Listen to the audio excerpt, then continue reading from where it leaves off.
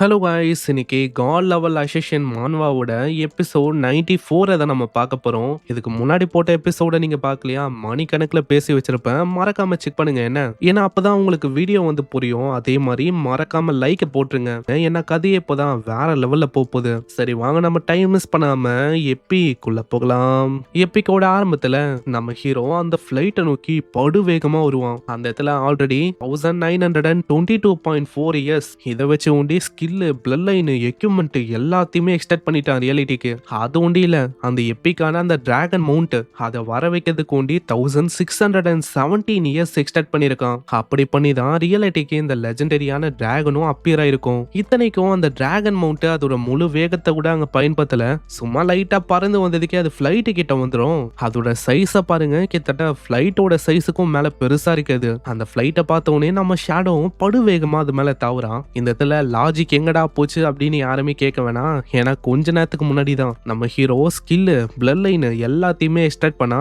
அதனால இந்த மாதிரி ஒரு கிராவிட்டி, இந்த மாதிரி விஷயம்லாம் அவனை தடுக்க வாய்ப்பே இல்லை. ஒரு பிரிடேட்டர் மாதிரி எந்த விதமான சவுண்டா வராம அது மேல நிக்கிறான். அவ்வளவுதான். இப்போ டார்கெட் யாரு? அந்த தியோடோர். அவருதான். தியோடோர் மேல நம்மால கொலை வெறியில இருக்கான். சீன் அப்படியே கொஞ்ச நேரத்துக்கு முன்னாடி போகுது. தியோடோரும் சியர்ஸ் அப்படின்னு சொல்லி ரொம்ப ஜாலியா என்ஜாய் பண்ண இருக்காரு. யோ டோனி, நம்ம பிளான் அமோகமா போச்சியா?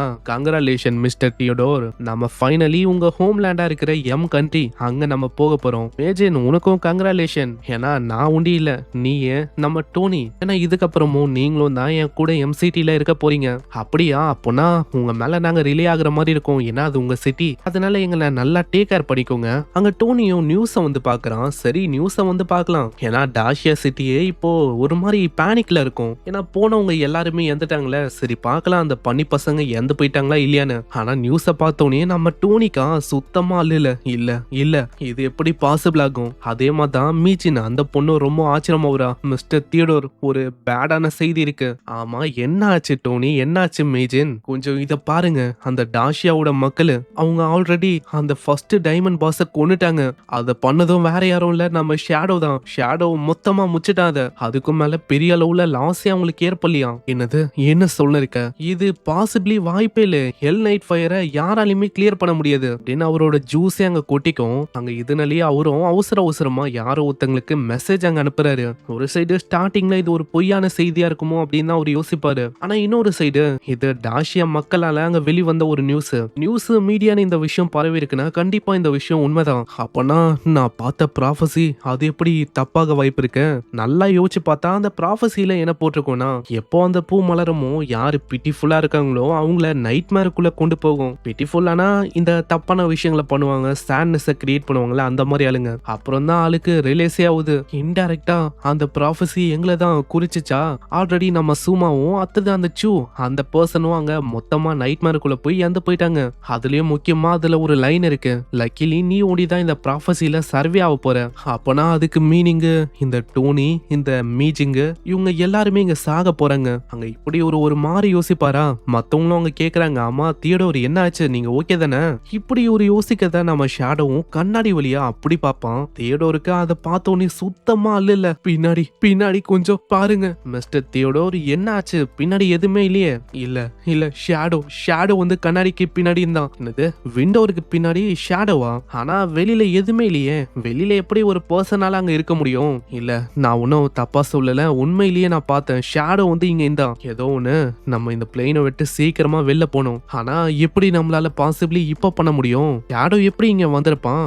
அப்புறம் தான் நம்ம டோனிக்கு அங்க ஞாபகம் வந்து ஷேடோ கிட்ட ஒரு டிராகன் வந்து இருக்கும். அவன் கண்டிப்பா அந்த டிராகனை எக்ஸ்ட்ராக்ட் பண்ணிட்டானா இந்த ரியாலிட்டிக்கு. அங்க இதை கேட்கிற மேஜன் ரொம்ப ஷாக் ஆகுறா. ஆக்சுவலி அந்த அளவுக்கு ஒரு பயங்கரமான மவுண்ட் எக்ஸ்ட்ராக்ட் பண்றது ரொம்ப கஷ்டமான விஷயம். அட்லீஸ்ட் 1000 இயர்ஸ் ஆஃப் லைஃப் பேன் ஆச்சு வேணும். அவன் அந்த விஷயத்த பண்ணிட்டானா அவ்வளவுதான், நம்ம காலி. தியேட்டரும் வந்துட்டு யாருமே பேனிக் ஆக வேணாம், ஜஸ்ட் சரௌண்டிங்க அப்சர்வ் பண்ணுங்க, அதுவே போதும். ஏன்னா நல்லா பார்த்தனா இந்த இடத்துல நம்ம ஒண்டி இல்ல, இந்த பிளைட் முழுக்க ஏகப்பட்ட பேசஞ்சர்ஸும் இருக்காங்க. அப்படி ஷேடோ பிளைட் ஏதாச்சும் பண்ண பார்த்தான்னு வச்சுக்கோயேன், அவ்வளவுதான். இங்க சாக போது நம்ம ஒண்டி இல்ல, இங்க கூடவே ரொம்ப இன்னசென்டா இருக்கிற இந்த மக்களும் தான் சாவாங்க. அதனால என்னோட கணக்குப்படி ஷேடோ அந்த மாதிரி விஷயத்த பண்ண மாட்டான். அப்பனா நம்ம கிட்ட பிளைட் லேண்ட் ஆகுற வரைக்கும் டைம் இருக்கு, அது வரைக்கும் நாம சேஃப் தான். அதே மாதிரி எதுக்குமே கவலைப்பட வேணாம். ஆல்ரெடி எம்சிடில இருக்க எல்லாருக்குமே மெசேஜை போட்டேன். அங்க எம்சிடில நம்மளுக்காக ஒரு எலைட்டான ஃபோர்ஸும் வெயிட் பண்ணிருக்கு. இப்போ வெளியில வந்தா வந்தாலே போதும் அவங்களோட ப்ரொடெக்ஷன் நம்மளுக்கு இருக்கும். அங்க எம் கண்ட்ரில இதுக்காகவே பெரிய பெரிய ஆளு அரேஞ்ச் பண்ணி வச்சிருக்கான். மேல இடத்துல இருந்து ஒரு ஆர்டர் இவங்களுக்கும் அங்க வருது. இப்போ ஃபிளைட் வரும்போது இங்க ஷேடோவும் லேண்ட் ஆகும். அதனால என்ன பண்ணும் தெரியும்ல, ஷேடோவை நீங்க தான் கேங்கா சேர்ந்து முடிக்கணும். அவ்வளவுதானே பாஸ், இந்த மாதிரி வேலையை முடிச்சிடலாம். எல்லாருமே சீக்கிரம் மேக்ஸிமம் அலர்ட் மோடுக்கு வாங்க. ஏன்னா இது வரைக்கும் நம்ம எப்படி வேணா இருந்திருக்கலாம், ஆனா இப்போ மிஷின் வந்து சேஞ்ச் ஆயிடுச்சு.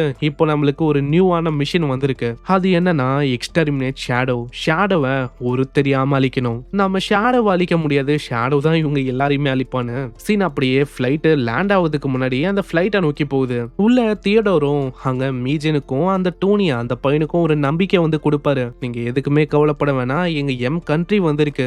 அங்க இருக்கிற மக்கள் அவங்களோட சிட்டிசனை அபேண்டன் பண்ண மாட்டாங்க. அங்க மீஜனும் சொல்றா, தியோடோர் ரொம்ப நன்றி. உடனே டோனியும், கண்டிப்பா நாங்க இந்த விஷயத்த மறக்க மாட்டோம், எம்சிடிக்கு லாயலா இருப்போம் எப்பயுமே. ஆனா தியோடோரோட மைண்ட்ல வேற விஷயம் ஒண்ணு இருக்கும். இந்த டோனி மேஜின் இவங்க ரெண்டு பேருக்குமே தெரியாது, இவங்க ரெண்டு பேரோட ஃபேட்டும் இங்க இறக்கணும் அப்படின்னு தான் எழுதிருக்கு. ஏஹே, இந்த இடத்துல நான் ஒண்டிதான் சர்வே ஆக போறேன். அந்த டிவினேஷன் படி பார்த்தா அந்த லக்கியான பர்சன் அது வேற யாரும் இல்ல, அது கண்டிப்பா நான் தான். ஸ்டில் இப்பயும் டாஷியால சில பேர்கிட்ட என்னோட கார்ட்ஸ் வந்து இருக்கு. அப்படியும் ஏதாச்சும் பிரச்சனை ஆகுதா, ஜஸ்ட் நான் பொசிஷனை ஸ்வாப் பண்ணாலே போதும், என்னால அசால்ட்டா டாஷியா அந்த இடத்துக்கு போக முடியும். ஆனா திரும்பவும் நான் எம்சிடிக்கு போகணும்ல, அதுக்கு இங்க இருக்கிற ஏதாச்சும் ஒரு பர்சன் கிட்ட கார்டை கொடுக்கணும். இங்க இருக்கிற இந்த ஆளுங்க கண்டிப்பா எம் கண்ட்ரிக்கு தான் போறாங்க.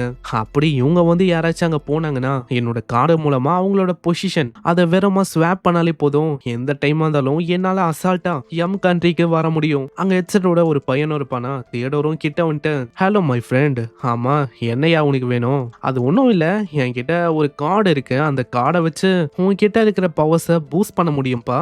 அப்புறம் தான் அந்த பையன் பின்னாடி பார்ப்பான். பின்னாடி யாரோ ஒருத்தவங்களோட தலை ஒண்ணுமே இல்லாம எக்ஸ்ப்ளோட் ஆகி அப்படியே அழிஞ்சு போகுது. இதை பாக்குற அந்த பர்சனுக்கு சுத்தமா இல்ல, ஐயோ யாரோ ஒருத்தங்க இறந்து போயிட்டாங்க. தியோடோரும் அப்புறம் தான் பாப்பாரு, யாரான்னு பார்த்தா வேற யாரும் இல்ல, அந்த மேஜினும் அந்த டோனி அந்த பையன் தான். மத்தவங்களுக்கும் அங்க எதுவுமே புரியல. ஆமா, பிளைட்டுக்குள்ள ஏதாச்சும் மிருகம் வந்துச்சா என்ன ஆச்சுங்க, எதனால அவங்க உடம்புல இருந்து வித்தியாசமா ஃபிளவர்ஸ் எல்லாம் அப்பியர் ஆகுது. ஆனா தியோடோருக்கு அங்க புரியுது, அட இந்த ஃபிளவர்ஸ் இதுக்கு ஒரே ஒரு மீனிங் தான், இது கண்டிப்பா ஷேடோ. ஆனா இந்த ஷேடோ இவன் வந்து எப்படியா இங்க வந்தான்? பிளைட்டுக்குள்ள வர்றதுக்கு வாய்ப்பே இல்லையே, அது இம்பாசிபிள். அதே மாதிரி மேஜின் டோனி அவங்களோட உடம்பு கூட மிஞ்சல, மொத்தமா வேனிஷ் ஆயிடுச்சு.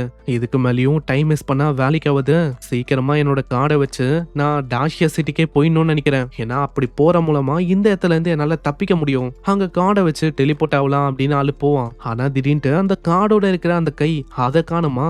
அப்புறம் தான் உனக்கு ரியலைஸே ஆகுது, அந்த கையை வெட்டினது வேற யாரும் இல்ல, நம்ம ஷேடோ தான். தியோடோர் அந்த அளவுக்கு நீங்க கவலைப்பட வேணாம், ஏன்னா நீங்க ஆசைப்பட்ட மாதிரி எம் கண்ட்ரிக்கு நீங்க போவீங்க.